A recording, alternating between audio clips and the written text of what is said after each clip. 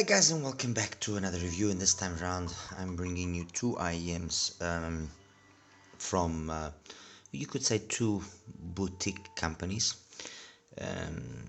I was initially going to do them separately, but they have so much in common with regards to what their philosophy, or what I believe was their philosophy when they made these IEMs, and what their intention was to offer with these IEMs, that I ultimately decided to just group the two of them together. And in no way is the intention to find which is the best or which is the worst.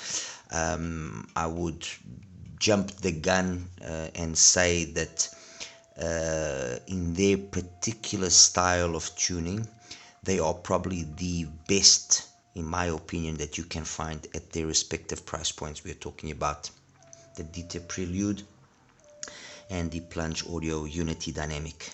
The Dita Prelude, this is roughly $159. The Unity Dynamic is 379 Canadian, which is about 270 US.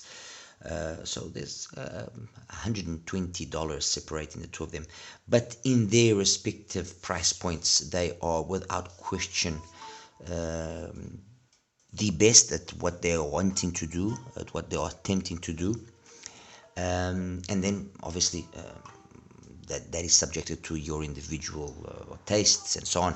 But both of them are trying to follow their respective companies' idea of what a single dynamic IEM should, single DD IEM should sound like.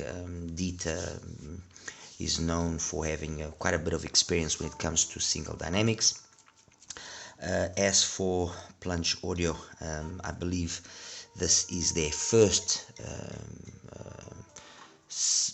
I wouldn't say first IEM, but first one that they've done, which I guess could be said is easily available.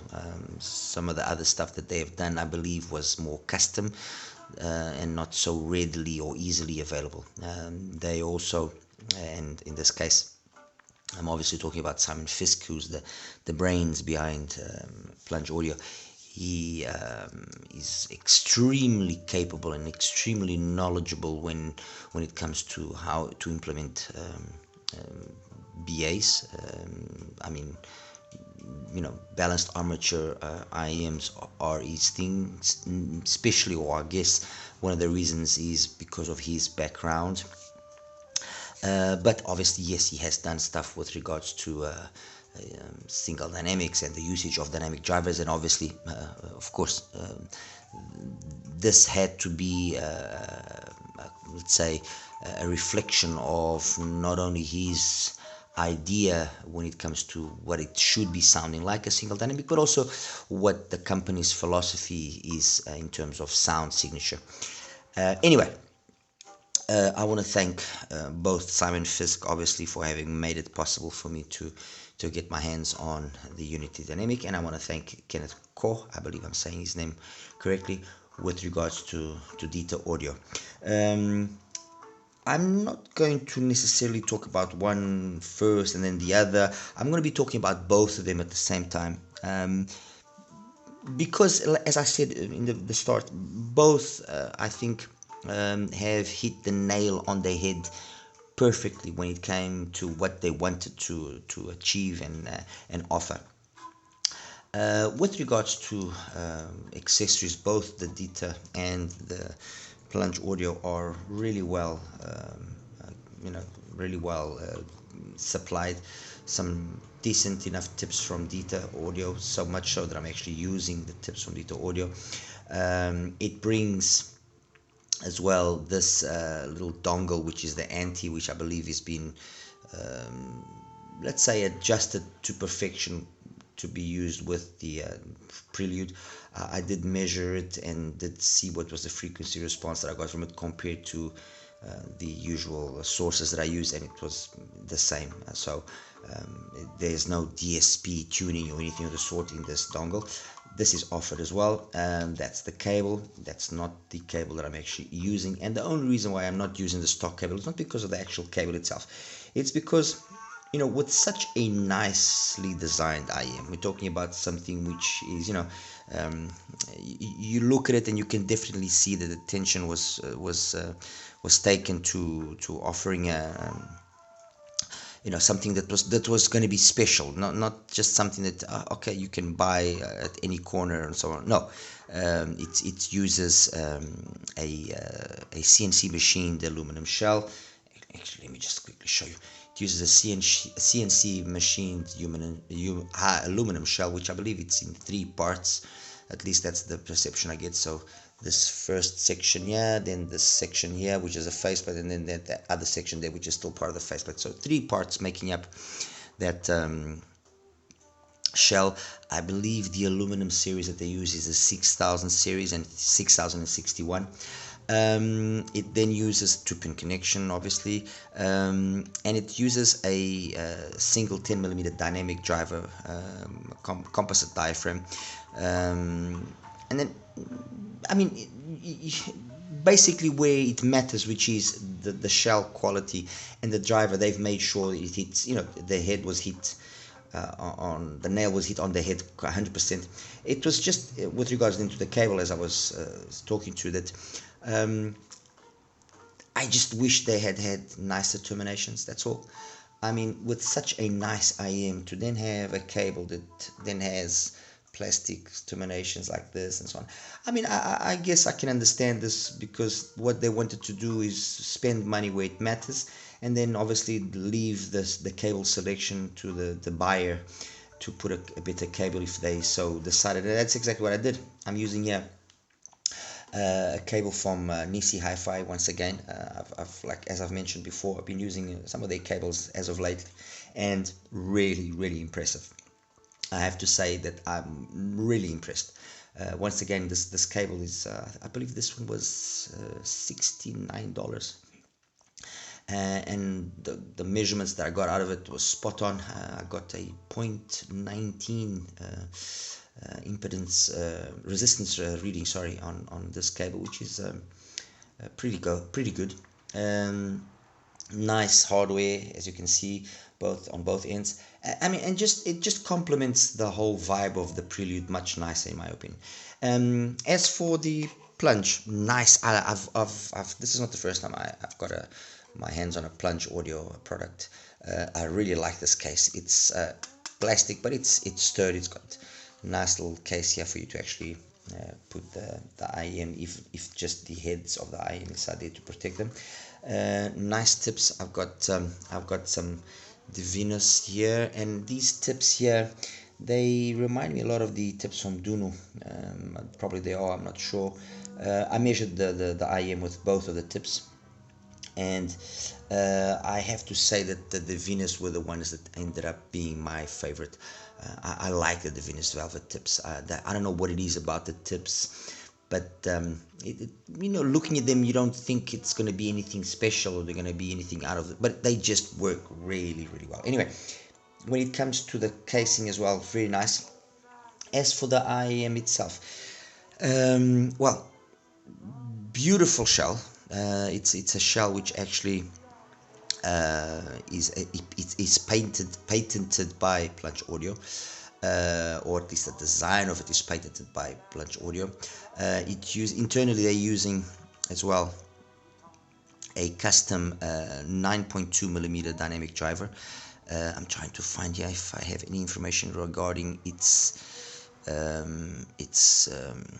diaphragm composure, but I can't really find anything. Anyway, it's a 9.2. Yeah, here we go. Exactly. LSR dynamic driver with a liquid silicone rubber on the surround of that driver.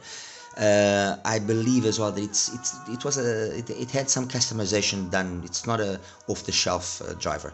As for the design, and that's the thing that really stands out with Plunge Audio and their products, I think, is that contrary to what is usually the case, where we got damping all sorts so going on both on the vents and in the nozzle output, and some complicated helmets resonators going on as well when no Plunge and Simon, to that effect, well, I'm calling him Simon, I should be calling him Mr. Fisk, but Simon, and I had the opportunity to have a chat with him some time back, and I like his way of thinking. I like his philosophy when it comes to designing IEMs, which is don't overcomplicate. Try and get the maximum performance that you can from whatever drivers you're using by properly implementing them, by properly tuning them, and then not finding ways to resolve problems that might occur. So don't just throw a helmet's resonator, if that's the case, randomly, because that's the only way you're going to try and resolve maybe a peak or something of the sort. No, if you're going to use an accessory to help tune it, it's because you've exhausted all the other possibilities, and in that aspect, Simon, and this is a reflection of the experience that he has of years and years and years of designing IEMs.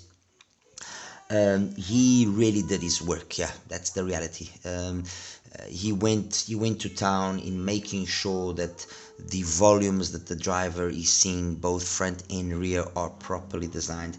There's no vent. If you look carefully, there's no vent here on the actual output of the nozzle. Again, this is a testament to when you actually take time to tune and calculate properly and seat the driver inside of the actual the shell properly, the results come, and that's exactly here. The results are here. This is the reflection of proper R&D, which is what many companies unfortunately don't do. Okay, granted, both Plunge and Dita are, to a certain extent, as I said, companies that can be considered boutique, and that enables them to perhaps spend a little bit more time in designing their products, which ultimately then justifies their price tag, because you are getting something which has been more uniquely manufactured, let's put it that way. So there you have it. Both Dita and both Plunge Audio, when it comes to the actual design of the IEM, to the quality of the materials being used, they've ticked the right boxes. That's it. I mean, if I have to be not taking anything away from the Plunge, but maybe from the Plunge Audio, from the Unity Dynamic, maybe the fact that the Prelude does even offer a little dongle with it does perhaps make it, I guess, a little bit better value for money. But like I said in the beginning of this review, this is not even to compare the two of them, although there are a lot of similarities. This is to basically say that both of these IEMs, they are the best at their respective way of how they've decided to do the tuning. Okay. Talking now about the tuning and talking about the sound, so that you guys can understand, they have both placed a very big emphasis on how the mids and the upper mids and the treble are done, and how airy and how spacious the sound that comes from these two IEMs is. You could say that the Dita is perhaps a very mild V signature, while the Unity Dynamic, although also perhaps even you could say that also a V signature, it's one which the mid bass has been and the lower mids have been a little bit more emphasized, and so the overall balance comes out a little bit richer, a little bit more lush, and you notice this not so much with music which is vocal focused. I mean, it's not listening to Dominic Fil-Aime, let's say Some Room to Breathe, or even Moi Je T'aime by also Dominic Fil-Aime, that you're going to see these differences. Yes, you do notice that there's a little bit extra thinness in the sound from the Dita, from the Prelude. But it's when you go into something like Longing For by Jacques, or you go into something like, let's see, Holding Back the Years, yes, from Rich Brown, or maybe even something like, I'm trying to find, yeah, The Look of Love by Shelby Klein, that then you notice that both are exquisite in the amount of detail that they have. Both have a lot of space to their presentation. They offer a lot of air to the presentation. But the one that ultimately, at least for me, for my personal preference, comes out just that little bit more correct is the Plunge, because of that extra bass energy that it has. So it will be more at home if, for example, I want to listen to some EDM, although it's kind of an not an overkill, but how can I say this without wanting to sound, I'm not saying about mean is not even the word, but there are specific IEMs that are going to basically do everything nicely, and you're not really, that they are going to be capable. And then there are IEMs that you say to yourself, okay, although it's capable, it's at its best, and it showcases how good it is when it's doing specific genres of music. And that's exactly the case that happens here with both of them. But I would even say more so with the Plunge, with the Unity Dynamic. It is so capable when you listen to stuff like Dominic Philanes, like I was saying, or Sophie Zelmani, or Grace. It's so capable doing those genres of jazz, that you said to yourself, if I want to listen to just EDM and electronic music, maybe this it can do it. It's capable. It does it really well, but you'll find something cheaper that will probably give you the same fun and engagement, without you having to be holding back. Let's put it that way. The abilities that the Unity dynamic has. But anyway, going back here to the sound, and jumping back here to the Prelude. So straight away, the cleanliness of the sound is honestly surreal. It is very, very, very clean. And when usually you have IEMs which are so, let's say, detail capable, there is a certain lack of musicality which accompanies that ability to be so technically capable, so clinical in their presentation. And that's one thing that neither the Prelude or the Plunge have a problem with, because they are both very, very, very musical. And honestly, when I said earlier that if you jump from one IEM to the other, listen to certain songs that I've mentioned, that you see that this is thin comparatively to the Plunge, and that I like the Plunge a little bit more because of that. The truth is this: if I didn't have the Plunge and I was just listening to those songs that I said on the Prelude, I wouldn't say, oh no, it's not musical, it's not capable. No, it is capable. Trust me, it's capable, and it does those genres, or most of those genres, really, really well. Yes, I'm not going to deny, if you like listening to rock, or if you like listening to EDM only, you might find that the Prelude will be on occasions a little bit thinner sounding. But by no means, when I say that it's thin, am I saying that it's incapable of doing those genres. No, it is. They are really capable. Trust me. At least for me, and you guys know that, or at least those that have followed me for a while know that I am demanding when it comes to my bass, but I can appreciate it if it's been properly done. And fair enough, there are IEMs that have way more bass than this, but they maybe lose here and there. I mean, I'll give you I actually briefly compared this to the MK12, the Tourist from Hades, which if those of you that are following me know, I really, really like that IEM, or even the ODA, the D100. I really like those two IEMs. Really, I mean, they are without a doubt, in their particular style of tuning, probably as well the best at that specific style of tuning that's there. But if clarity is what I'm looking for, I mean, I have to admit the Prelude does hit. It ticks the right box for me. It does, and it does it because it's clear, it's detailed, but it's musical, and that's the magic that sometimes I think is missing on some of these IEMs, which are tuned in a quick manner. They either tune them to be very musical, but then they lose in terms of fun, if you want to put it that way. But then they lose in terms of detail and so on and so forth. Or then they tune them to be highly detailed, highly clinical, but then they become sterile almost. And that's something that in the Prelude doesn't happen. It is detailed, it's clean.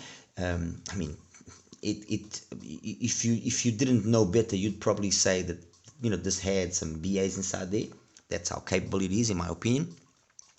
But it does all that without forgetting or without leaving aside the musicality part of it. And that's something that has to be praised. I mean, let's say there's a specific song that I like, which is Anxiety from Dysphonic. It's got a really nice bass line. You listen to it here on the Prelude, and it's fantastic. There's nothing wrong there. Okay, you listen to that song in the Plunge, and you will see, or you will hear rather, that yes, the Plunge is capable of giving that song even a little bit more of that musicality of that, or fun factor, because it's got that little extra mid bass energy that I was talking about. But by no means are you lacking in the Prelude. Mids, as I mentioned before, or as I mentioned before now, as I'm going to mention now, on the Prelude, really clean, detailed, clean. I mean, crystal, honestly. Female vocals are absolutely phenomenal. But it's the thing that impresses again about the Prelude, yeah. And I'm sorry if I'm emphasizing this, because as I mentioned before, it's the way that the timbre is natural, the execution of the mids, the vocals and the instruments, the treble, everything is so well done that it's not fatiguing. Okay, first, and it's not an over clinical that becomes just fatiguing after a while. No, it's that the balance. I don't know what sort of magic they did there, honestly, but the balance that they were able to strike between having the mids be clean and the vocals being thus so really well executed, with instruments coming across as well perfect, and cymbals, drum strikes, everything is perfect, really spot on, but then not being fatiguing by having that, let's say, overdose or of that detail. It's really good. Fair enough. I will say that yes, and again, it's something that you notice when you go back and forth between these two. Yes, I would have liked a little bit more mid bass slam in one or two songs. I'm not going to deny it, but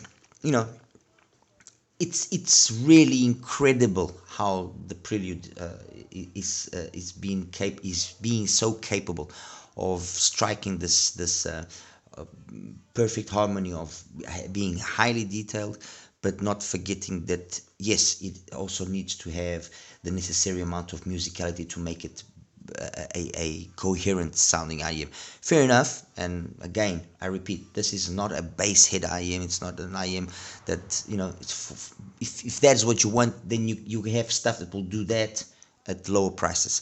But if you want something which is a phenomenal all-rounder, okay, and where the emphasis is to give you an IEM which is playing above its price point quite a bit, definitely the Prelude is one such IEM. Onto the Plunge, the Unity Dynamic. A lot of what I've mentioned for the Prelude is also here. Spectacular mids.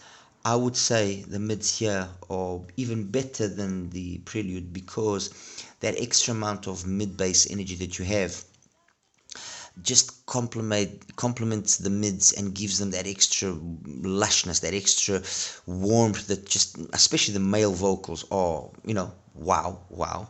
um, and again, let me just make sure that you guys understand this. I'm not taking anything away from the Prelude, nothing. It's a lot of it, it's my personal preference, but the sound of the Unity dynamic is really something that you have to hear it to truly appreciate it. And it's like I said, it's a combination of several factors. Proper driver, proper shell design, and knowing how to tune. You can hear it. It's from the first listen. You know that this is a special IM that you're listening to, the Unity dynamic. So bass, very very nice, very clean, very detailed. Just that extra amount of mid bass punch that the Prelude doesn't have, which makes overall then the sound that little extra more fun for me, for my ears, for how the IM sits in my ears, and for the genres of music that I like listening to. Moving on to the mids, as I said, male vocals are something else, really, really something else. Male vocals are phenomenal. Female vocals equally detailed. I would maybe even say, although not entirely fair what I'm about to say, at times I preferred the vocals here on the Prelude, because they were that little extra more sparkly, but that's more down to you having that extra bass energy here on the Plunge, which maybe tames down the vocals of the female a little bit, while over there you don't have as much mid bass, so the vocals are actually capable of shining, of being a little bit more open. You'll actually see when I show you the graph what I mean, because they are tuned very very similarly, trust me, very very similarly. In terms of the treble, again, really good, airy, detailed, non-fatiguing, definitely less fatiguing than on the Prelude. And again, please keep in mind, when I'm saying less fatiguing than the Prelude, I didn't find either one of them to be fatiguing, but if I have to make a comparison, the treble here is one that you will be able to listen to for maybe longer periods of time.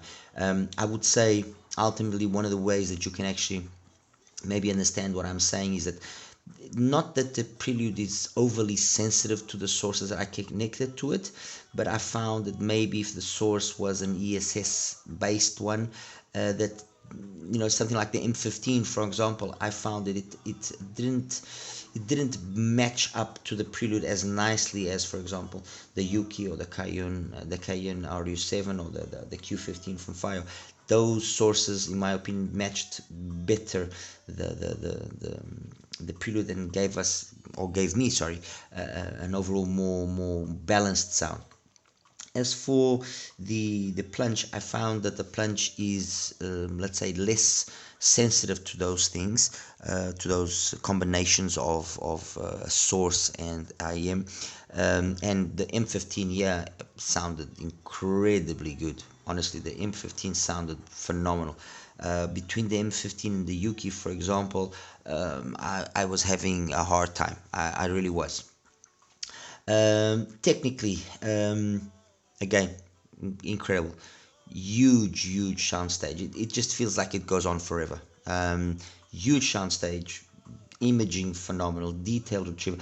Honestly, when I say that these two are the best at their respective way of how they've been tuned, and at their price point, they are again probably the best, or up there easily with the best that is available at, with a similar profile of tuning. I'm not in no way, I'm in no way exaggerating. Trust me, I really am not exaggerating. I'm really impressed overall by how both the Prelude and the Plunge were capable of playing music. And that's basically it, guys. I'll show you now the graphs just so you guys can have an idea here of what they're like. Obviously, as I always say, I would like or if possible, if you guys are in a place where you are able to access either one of these IEMs and actually listen to them, that would be the best.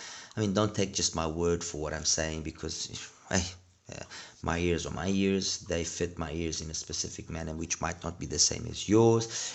You might not have, obviously, you don't have the ears the same as I do, so you might not even perceive the prelude or the unity dynamic in the same way as I perceive. And if you just take my word for what I've been saying about either one of them as being, the word of God, without no disrespect intended there, then you might push your expectations too high, and then lead to some disappointment when we actually listen to the IM and said, "Oh, Tony, you said the IM was this and this and that, and it's none of what you're saying. I'm disappointed." No, trust me. If you can listen to them, that's ultimately the best. Have a listen to them. Take your music, run the songs that you like through them, and see what they sound like. Take your own source if you have the ability to do so. Otherwise, if you don't have that ability, or if you can't, if you're in a place of this world where you're not, that you have to do like I do, which is basically just buy everything or hope somebody sends me something over sometimes, I can confidently say that if you like detailed, clean sounds, either one of these are spectacular. Obviously, at totally different price points, so it depends on how big your wallet is.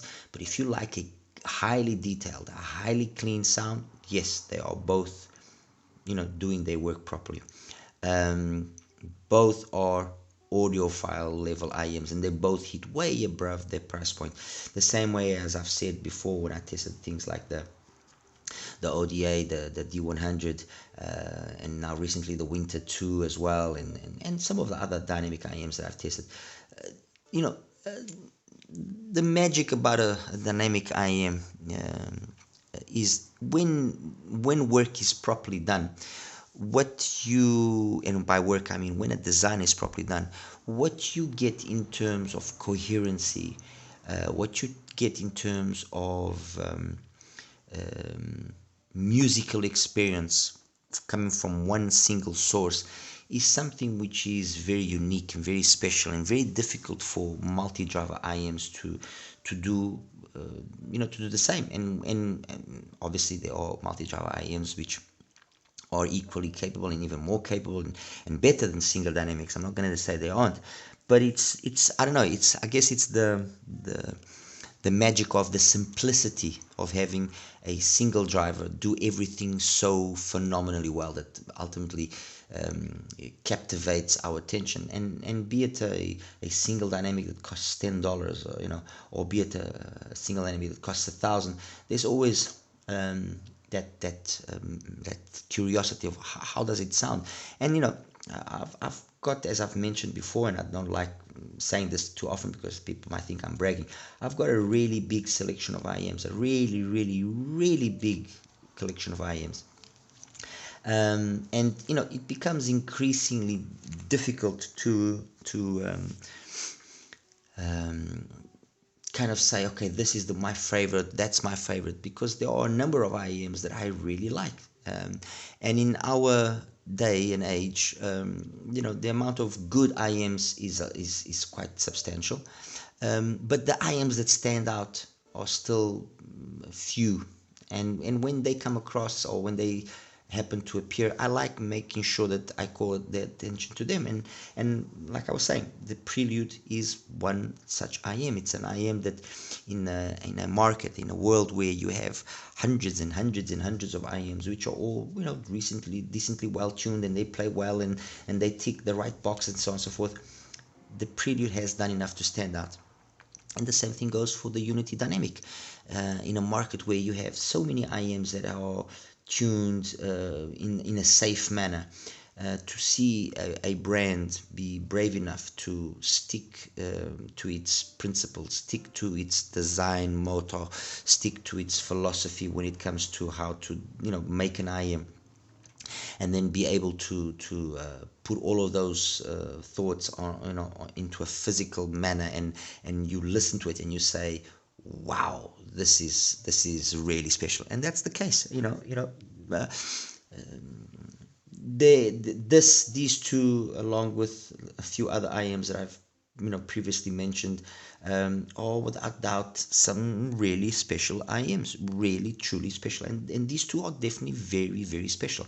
Anyway, guys, I'm rambling here and just keeping your time. Let me just quickly show the graphs and wrap it up. Okay, guys, and now the graphs here for the Dita Prelude and for the Plunge Audio Unity Dynamic. The Dita Prelude is the one that's now being the standout, as you can see, and the Unity Dynamic is this one.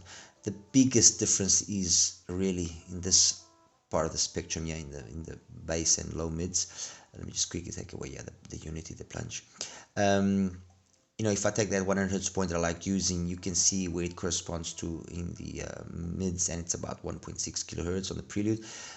But it's a little bit thinner at times, and you notice that very detailed up top with the nice complement of the bass here.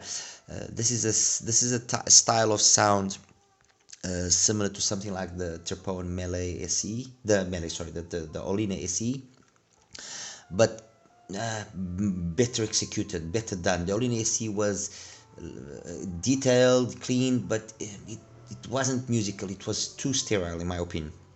This has kept very clear that yes, it had to be detailed, it had to be very capable technically, but it has to be musical, and it hit the nail on the head, spot on. As for the Unity Dynamic, you got that extra amount of energy there in that bass and low mids area, and when you take that 100 hertz point again there, you can see that it corresponds almost to 2 kilohertz, which is the more ideal, but you still got enough energy there to keep that detail and keep that clarity, like I was saying. But it's this area, this extra amount of dBs that you have in this area of the mid bass and the low mids, which ultimately mean that certain songs are just a little extra more full, a little more energy there on the side of the Unity Dynamic. What I'm going to show you now is the Unity Dynamic with the Venus Velvet, and with the Venus Velvet, actually, let me just show you. The brown is with that other tip which looks like the Duno SS tips, and this is with the Venus Velvet. And with the Venus Velvet, it even is more similar to the Dita Prelude in terms of its overall graph. It's not, trust me, it's not here so much that you notice the difference, although you can see the different energy levels between the two of them, but you can see how they are both all kind of peaking at the same points and everything, and the amount of energy and detail that I have as well past 10K. It's here that ultimately dictates the difference between the two of them. It's the mid-bass presence that the Unity Dynamic has, and that mid-bass presence just makes it just makes the Unity Dynamic sound that little extra more full, more lush, more polished. Although, like I said, my intention here is by no means to say, oh, the Unity is better than the Prelude or vice versa. No, the intention has here in this review and in this comparison is to show two IMs that with this specific style of doing things, which is a very mild V on the side of the Prelude, a slightly warmer V on the side of the Unity Dynamic. They are two IMs which are the best at their price points. Honestly, for $159 to find something capable as the Prelude, with a similar tuning, it's gonna be a hard one. You might find things which are close, but it's going to be a hard one. I mean, and there's quite a lot of IMs in that price point which are equally capable. I mean, the MK12, the Tourist, is a really, really good IM, but it's a completely different tuning style, so it's not even fair to compare it. The Tourist is a complement, in my opinion, to the Prelude. Okay, one will definitely complement the other really well. And as for the Plunge Audio, it's exactly the same situation. Obviously, at $270, we enter a completely different price point. BQ, I said Winter 2 is in that bracket. The Origin is in that bracket. The Tanstrom Origin. But again, they are too different in their overall way of sounding, that they are complements to the unity dynamic rather than better or worse. Okay, anyway guys, I hope I was able to shed some light on these two really phenomenal IEMs. And that's it. Like and subscribe. Any questions, please feel free to ask me, and I'll do my best to answer them as quickly as possible. You take care now. Bye bye.